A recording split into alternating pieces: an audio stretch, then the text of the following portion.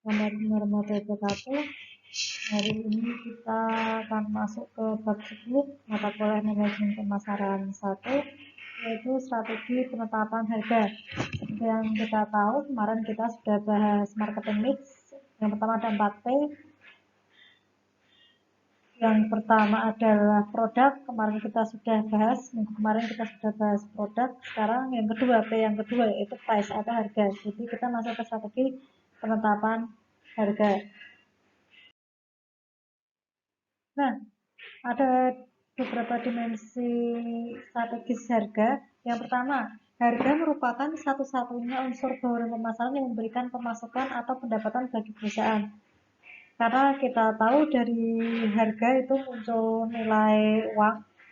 Dari situlah dari kita jual produk ada harganya, berarti kalau ada harganya konsumen harus membeli sesuai harga yang tertera di produk tersebut. Kalau sudah membeli berarti produsennya dapat uang atau perusahaannya dapat uang seperti itu. Jadi ketika nggak ada harga, jika sebuah benda tidak dihargai, tidak ada harganya, berarti dia tidak menimbulkan pendapatan bagi perusahaan tersebut. Contohnya nih, kalau kita lihat batu yang ada di jalan, dia kan nggak ada harganya. Ya udah, tinggal ambil aja, dia tidak mendapatkan keuntungan bagi siapapun. Tapi beda masalahnya ketika nanti batu itu sudah bentuk batu tapi ada di perusahaan pengecoran, pasti ada harganya karena batu tersebut merupakan bahan yang dibuat untuk membuat ini pengecoran atau pabrik mixing seperti itu. Jadi nanti di situ ada harganya. Batu tidak lagi sebagai bahan yang udah di jalan tinggal ambil, enggak, tapi karena sudah masuk ke perusahaan ada harganya, berarti dia mempunyai nilai jual seperti itu. Nah, dari sudut pandang pemasaran, harga tersebut merupakan satuan moneter atau ukuran lainnya. Jadi jika ditukarkan nanti akan memulai hak kepemilikan. Seperti kalau kita beli sesuatu, kita membeli dengan uang, itu kan ada harganya yang kita bayarkan. Setelah kita miliki kan itu berarti sudah punya kita, bukan punya tokonya lagi, karena barang tersebut kita sudah beli sesuai harga yang tertera di barang tersebut. Nah, harga itu juga merupakan sebuah pernyataan nilai bagi suatu produk. Jadi, nilai adalah rasio antara persepsi terhadap manfaat dengan biaya-biaya yang dikeluarkan untuk mendapatkan suatu produk atau namanya good value. Jadi, barang yang kita jual atau barang yang kita beli itu pasti memiliki good value atau nilai-nilai yang punya manfaat dari produk tersebut. Ketika barang tidak ada manfaatnya, maka konsumen tidak mau membeli, maka dia tidak mempunyai good value. Jadi kita mau membeli suatu barang karena barang itu ya benar-benar ada manfaat. Ketika nggak ada manfaat, ya ngapain kita beli? Gitu.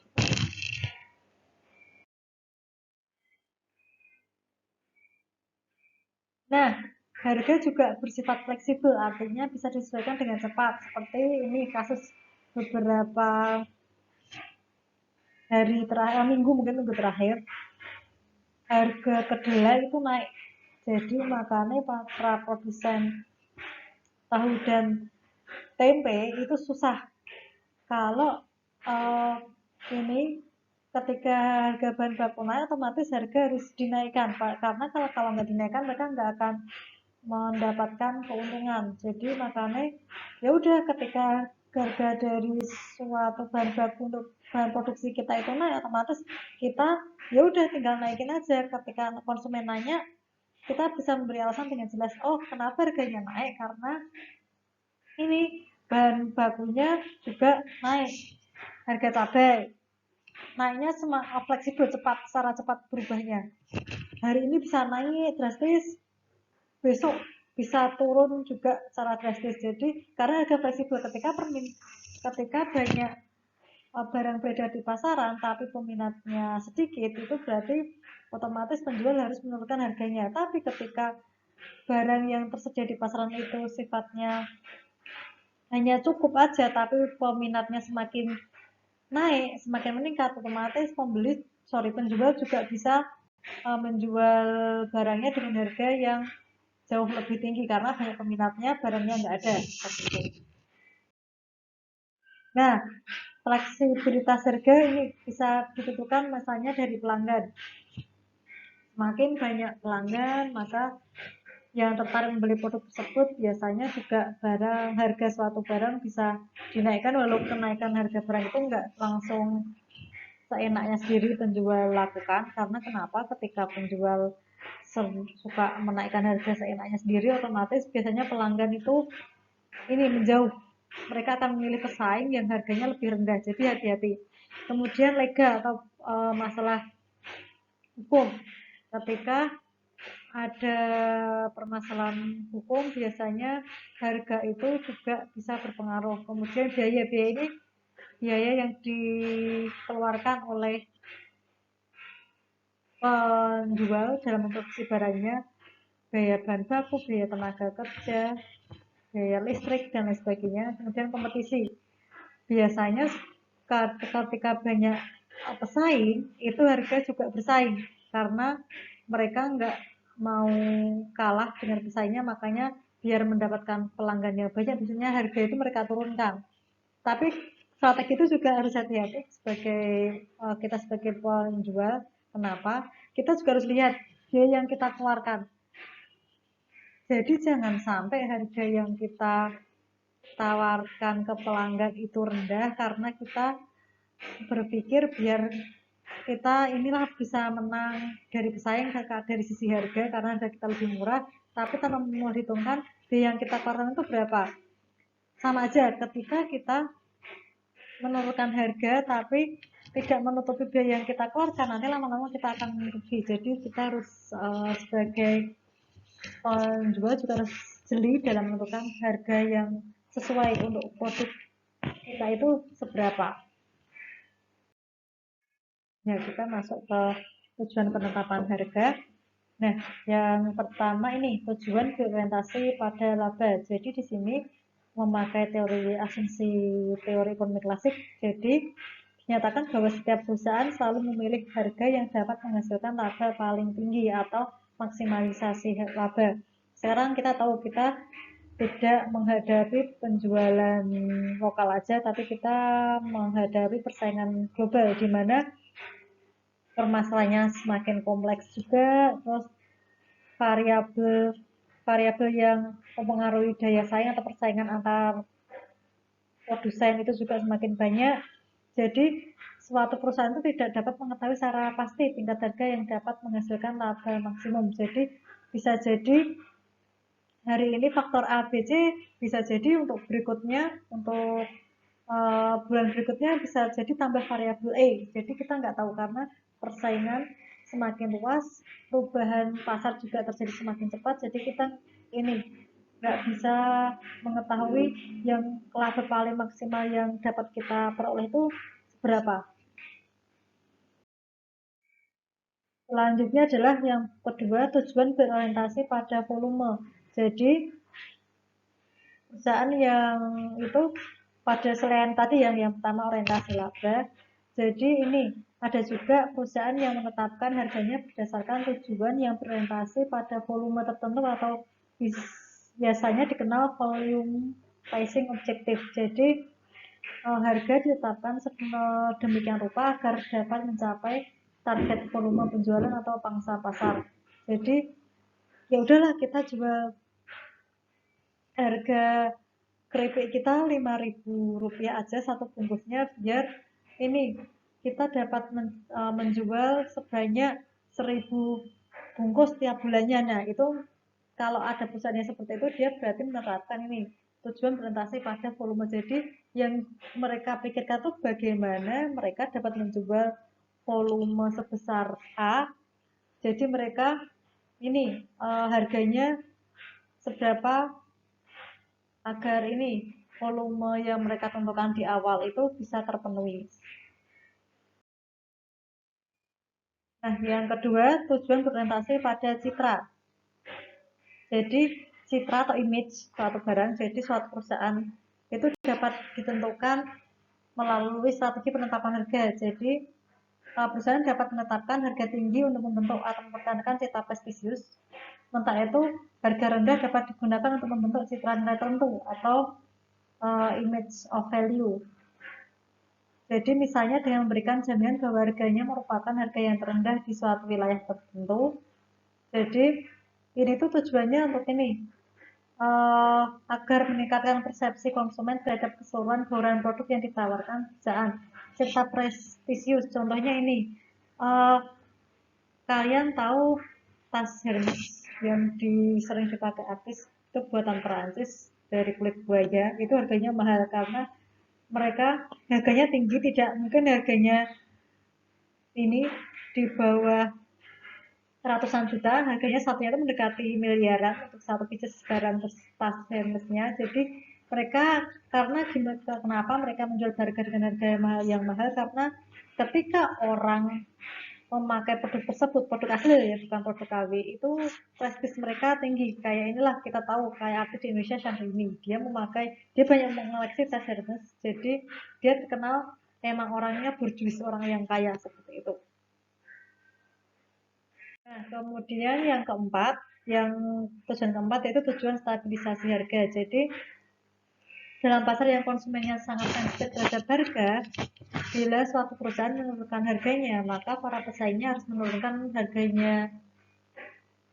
mereka juga. Jadi ini kayak ini minyak bumi. Jadi kita kan tahu, kita juga biasanya negara-negara Timur Tengah yang memproduksi bumi, ketika harga minyak dunia naik, otomatis harga minyak di Indonesia juga naik. Kayak sekarang harga minyak di Indonesia itu melihat harga minyak dunia, kayak yang dapat kita lihat Pertamax lah, itu harganya naik turun. Melihat harga minyak dunia, kita bukan bicara minyak bersubsidi ya, misalnya kayak bensin itu minyak premium itu bersubsidi, kita nggak bicara itu, tapi yang untuk yang harga normal, yang Pertamax itu lihat harga dunia, harga minyak dunia. Kayak yang di Indonesia selain Pertamina juga ini Shell sebagai produsen bahan bakar. Tapi kalau di sekitar Salatiga kayaknya belum ada. Jadi di kota-kota besar itu nggak cuma Pertamina aja, tapi ada juga produsen bernama Shell yang menjual produk bahan bakar untuk dia juga pakainya harga minyak dunia itu berapa, mereka jualnya seperti itu. Nah, selain yang empat tadi, ada juga tujuan yang lain, misalnya ini mencegah masuknya pesaing, mempertahankan loyalitas pelanggan. Jadi, kalau pelanggan loyal, sebenarnya mau harga berapapun yang kita berikan pasti akan kembali lagi ke kita karena kita sudah loyal. Tapi kadang juga pembeli dari loyal bisa nggak loyal karena harga yang kita berikan kalah saing, sorry, lebih mahal daripada pesaing. Jadi kita mendingan ya udahlah, dengan kualitas yang sama mending kita cari produk yang lebih murah saja.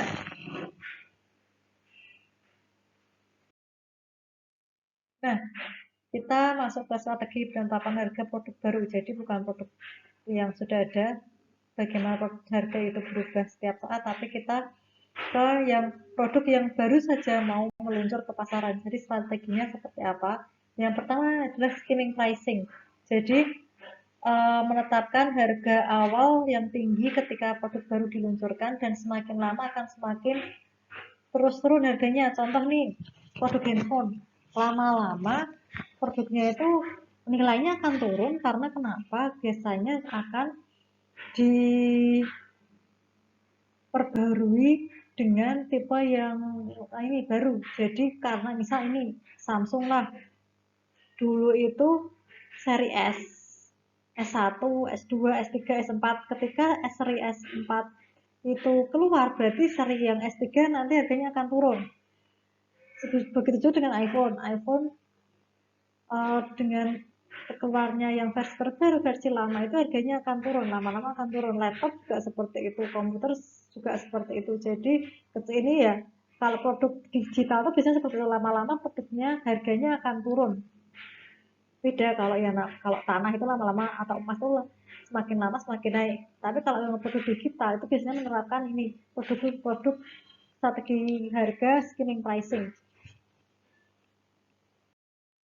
Nah, yang kedua, strategic penetration pricing. Jadi, menentukan harga awal yang rendah, serendah-rendahnya atau murah dengan tujuan untuk penetrasi pasar dengan cepat. Jadi, bagaimana produk tersebut bisa masuk ke pasar secara dan diterima oleh konsumen secara cepat. tepat, mereka ini makainya penetration pricing. Nah, contohnya misalnya ini dulu operator baru Tri, jadi Tri ketika masuk ke Indonesia itu benar-benar murah, maka banyak anak-anak pelajar yang pindah memakai ini produk dari ini operator Tri.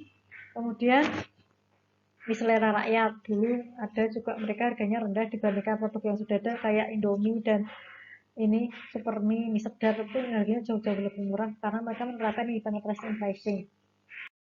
Nah, berikutnya yaitu penetapan harga keadaan tetap atau status quo pricing. Jadi harga keadaan tetap atau yang sesuai dengan persaingan. Jadi mereka memberikan harga identik dengan atau sangat mendekati dengan harga pesaing. Jadi untuk perusahaan kecil harga yang sesuai dengan tingkat persaingan menjadi jalan yang teraman untuk kelangsungan hidup produk jangka panjang. Jadi harganya itu kalau untuk yang perusahaan kecil harganya nggak bakal murah banget daripada pesaing ataupun mahal banget enggak, tapi mereka mendekati harga pesaingnya itu berapa sih. Misal ini produk UMKM keripik, ada keripik singkong, saingan mereka menjual 5.000, berarti mereka ya jualnya juga harga dengan misal dengan harga yang sama 5.000 juga, agar mereka tidak ini dicuri konsumennya oleh pesaingnya tersebut. Nah, ini ada strategi penetapan harga psikologis, yaitu yang pertama prestige pricing. Jadi mereka atau produsen menetapkan harga yang tinggi demi membentuk image kualitas produk yang juga tinggi. Umumnya dipakai untuk produk-produk shopping dan specialty. Contohnya ini motor Harley Davidson, kalian tahu. Produsen yang memproduksi motor seperti itu juga jarang, mereka makanya juga berani menjual produk dengan harga tinggi dan konsumennya juga orang-orang tertentu aja. Dan juga tas Hermes, jam tangan Rolex. Jadi mereka adalah produk-produk yang berharga mahal. Nah, selanjutnya outpricing atau harga ganjil. Jadi di harga ganjil ini produsen menetapkan harga ganjil atau sedikit di bawah harga yang telah ditentukan dengan tujuan secara psikologis pembeli akan mengira harga produk tersebut lebih murah. Misalnya ini barang yang tadinya dihargai 100.000 kemudian diubah menjadi 99.990, di mana konsumen akan melihatnya itu 9999 itu akan lebih murah daripada 100.000. Jadi walaupun selisihnya cuma 10 rupiah, tapi dalam psikologis pembeli itu harganya kok turun ya, seperti itu. Itu trik dari produsen seperti itu. Jadi kalau kalian pernah tertarik membeli karena ada trik seperti ini, berarti ini kalian juga sudah kemakan trik dari produsen dalam menjual harganya memakai ini teknik odd pricing. Nah, kemudian yang selanjutnya multi unit pricing atau harga rabat. Jadi di produsen menetapkan harga dengan memberi potongan tertentu apabila konsumen membeli produk dalam jumlah banyak. Ini kayak kita beli grosiran lah, kita dapat potongan jika kita membeli banyak. Kemudian ini leader pricing. Jadi produsen menetapkan harga lebih rendah daripada harga pasar untuk meningkatkan omset penjualan atau daya beli konsumen. Jadi mereka rugi dulu karena harganya rendah, pembelinya banyak. Dari situ karena pembelinya banyak, nanti lama-lama mereka baru akan menaikkan harga agar ini biaya yang mereka keluarkan bisa tercukupi.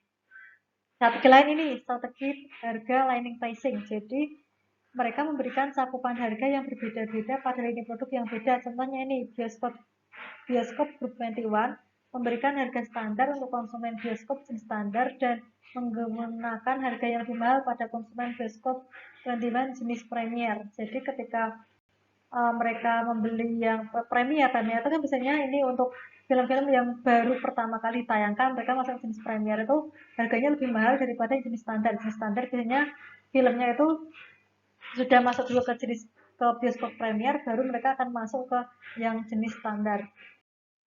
Nah, yang selanjutnya jenis yang price bundling, yaitu pemasaran di mana dua atau lebih produk dalam satu kemasan tunggal dengan satuan harga contoh khusus. Contohnya ini Promo banding Energen dan Saringwangi.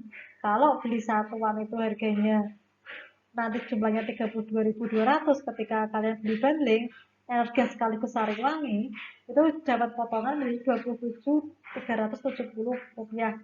Ini kalau yang menerapkan strategi ini, contohnya ini sekarang seringnya kalian kalau masuk ke Indomaret, Alfamart tuh barang-barang yang dijual di depan itu biasanya memakai teknik ini, price bundling.